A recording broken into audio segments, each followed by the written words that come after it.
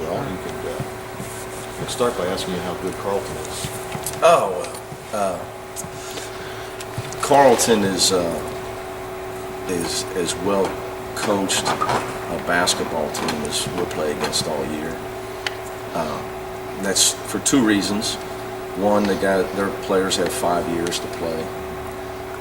Secondly, Dave Smart is their coach, and he gets year-round unlimited practice, which would put me on the soapbox about the whole problem with American basketball is our high school coaches don't get to coach their players. And in Canada and Europe and everywhere else in the world, there are no limitations. Then we all complain about scoring and guys not being able to shoot. But yet we're told we can only work with guys 2 hours a week in the off season.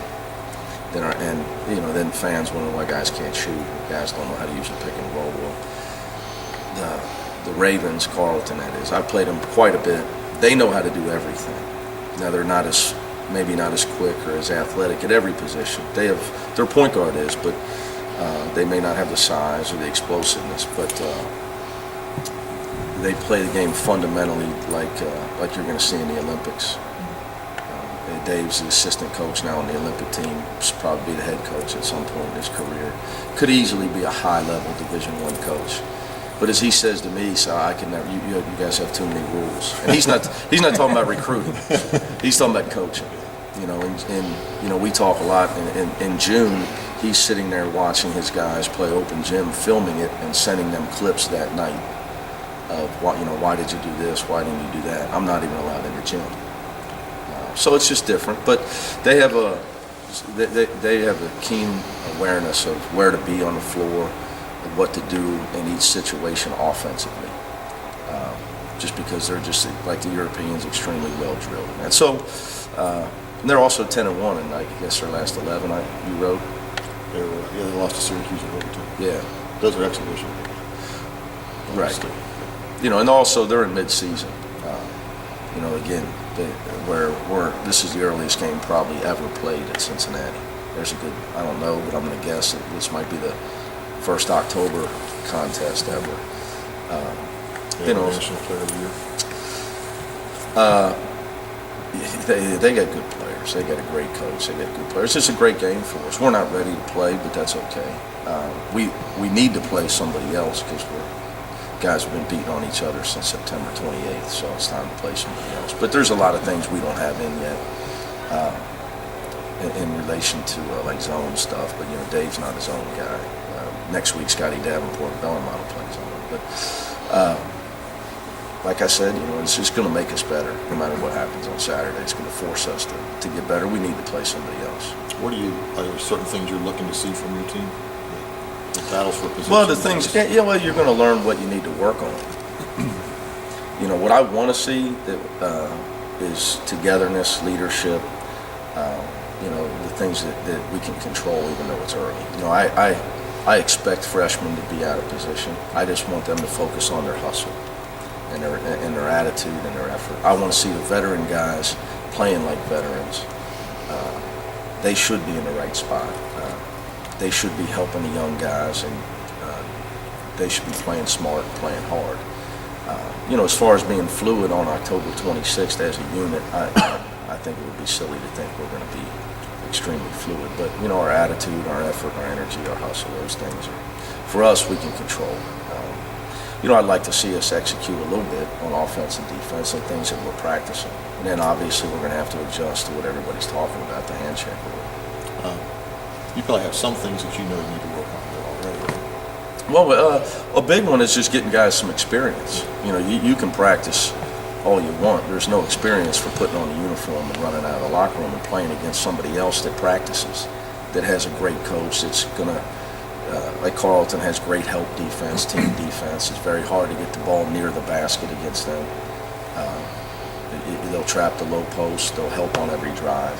You're going to have to make some shots. You're going to have to speed the game up, or you're going to really struggle to score just because they're such a well-schooled defensive help team.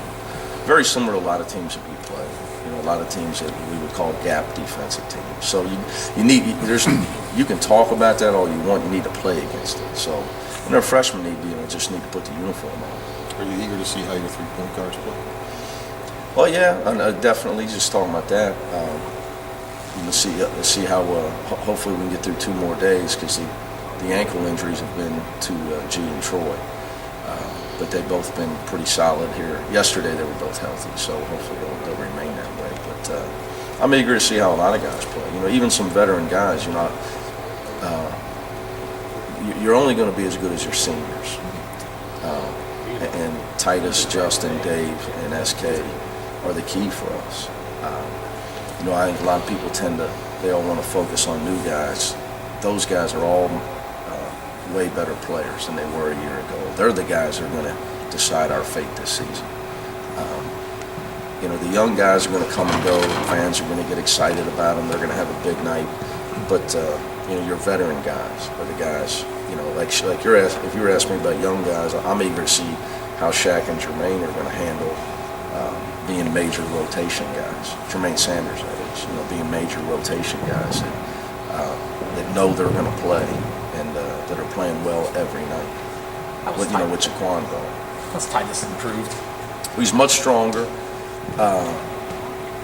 Titus he's matured a lot. His body's changed. I would say he and Justin are 2 of the toughest, hardest playing, most athletic guys in the country. Titus can really pass. We're playing him a lot closer to the basket this year, which is going to force people to defend him differently.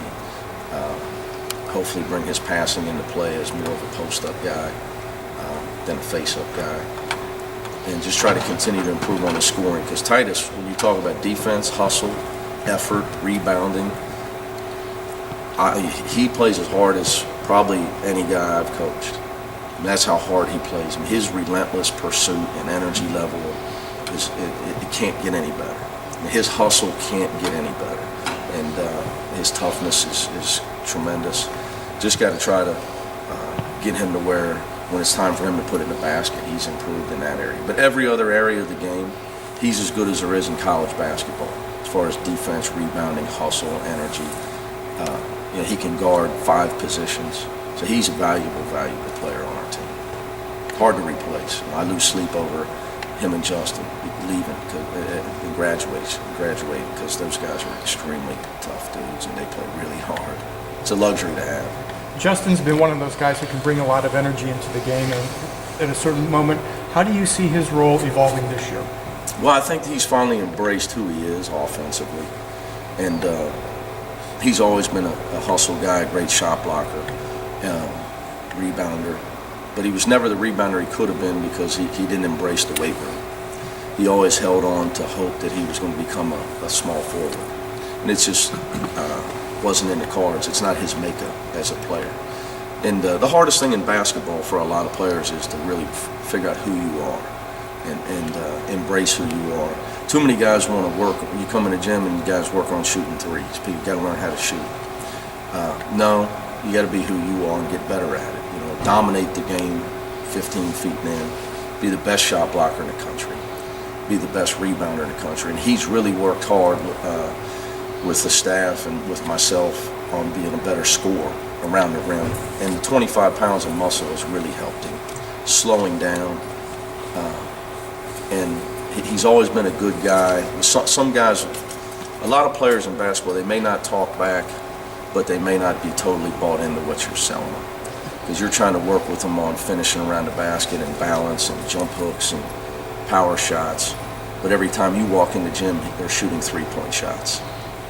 Where this year, you stay here for the beginning of practice, and for Justin's going to walk in and start working on short bank shots. And he's finally got to the point where he really has bought in to what I'm asking him to do to become a scorer. Because I appreciate the fact that Justin and Titus will run through the wall to win a game for us. But it's time that they got to do something for themselves, and they got to believe that I know what I'm doing a little bit in regards to their offense. They got to, and he's really embraced becoming an inside force offensively, not just defensively. And using his strength and size and realizing there's a lot of guys that played here, played in the NBA at 6'7". Danny, Fortune that is, and Max, Jason Maxiel, the guys are 6'7". But they were dominant inside players. And he's into it right now. I mean, he's as into it as he could possibly be. And the good part about that is he's telling the freshmen, you need buy-in now, it'll pay off. About the progress G's made from the offseason coming into this, knowing that his role is going to increase and he's got the chance to Yeah, make a I big think, impact. we had a meeting in the early summer where I think he understood where I was coming from of you don't just get to play because Cash left, and we're not going to win if you don't grow up, because as talented as freshmen might be, the old saying is, for most of us, unless you're freshmen or lottery picks, in the NBA, rookies will get you fired, so will freshmen in college. And the best thing about them is they become sophomores. So I just challenge him to be more mature about his approach, and that he needed to be more serious about basketball. He needed to be thinking about basketball. He can't just come in here at practice time, go through the motions, and then go home and think it's going to work for you. So we talked a lot about him taking ownership in his game, making a decision you want to be a player or not, because you're not going to play if you don't improve. You should have played more your first 2 years. I'm big on being honest with the guys. And some guys mature at different paces in their careers. Could be a guy, life goes on for guys at different times. And a lot gets talked about what a guy did to improve. 90% of the time the guy matured and he made a commitment to getting better. The coach didn't start telling him something different. He decided to commit himself to being a player and the sacrifice that goes in with that. And that's what he's done a really good job of. And he's thinking about basketball. He's coming to practice ready every day. You guys, some guys you come to practice and what's wrong? I didn't eat all day. Would Kobe Bryant come to the Laker game without eating all day? He's got it down to a science of when he's going to eat. He's a multi-millionaire. So it just takes some guys some time to realize how hard it is at this level. And G's finally got to that point. Maybe me telling him that he doesn't get to play just because Cash graduated woke him up. I don't know. Maybe playing against the freshmen and realizing they're pretty good woke him up. I don't know. But he's been great. Just keeping him healthy is key, especially early in the season for us. And then obviously he's another guy. When he has played, he's had foul trouble because of his aggressiveness defensively, keeping his hands off of people. And now the rules change. Yeah, so the emphasis, it was an emphasis for him anyway, because it was, if he got in foul trouble, it wasn't a big deal. But now it is, and the rule change. So we've worked really hard bringing, whether it's bringing Mike Matheson to call fouls or bringing in officials for a scrimmage or assistant coaches calling fouls. Just trying to do all we can to adjust to the rule. Probably won't work from what I hear. There'll still be 60 or 70 fouls Saturday from what I hear. 90 across town the other night.